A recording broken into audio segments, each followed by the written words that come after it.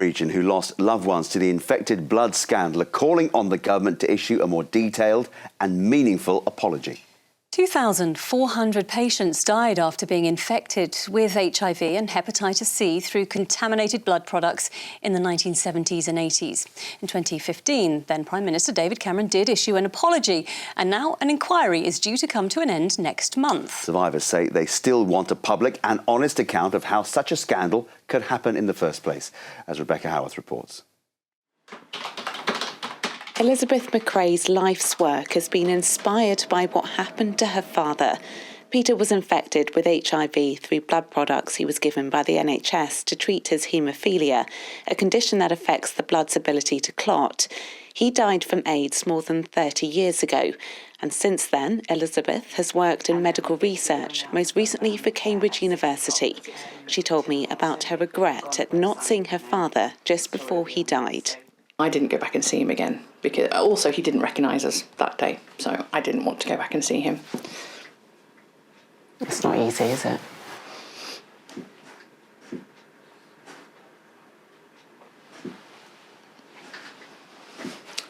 Sorry. Feel guilty about that. Just weeks after Elizabeth lost her father, her and her sister were then told, as they were carriers of haemophilia, that they shouldn't have children. So unfortunately, the consultant chose that moment to say to my sister and I, my sister being 9, me being 12, you are both carriers of severe haemophilia, and I really think that you shouldn't have children. You don't want this to happen again, do you? You wouldn't want to be responsible for that. So we've never had children. Elizabeth's story is far from unique. An inquiry into the contaminated blood scandal has heard many harrowing accounts of what happened, including Rosemary Calder, who lives near Northampton. Her son Nicky died when he was just 25 after being infected with HIV. All these little boys whose lives have been taken, and those that are still here, they've lost all their prospects.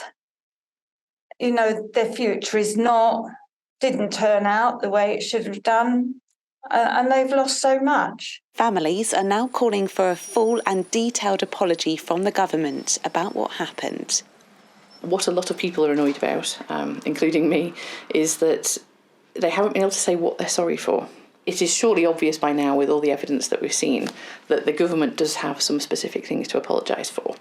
The government has said it's paid interim compensation to those eligible, but this was only the first step, and that it continues to prepare for the conclusions and recommendations of the infected blood inquiry later this year. Families are looking forward to the findings being made public, in the hope that nothing like this can ever happen again. Rebecca Howarth, ITV News, Cambridge.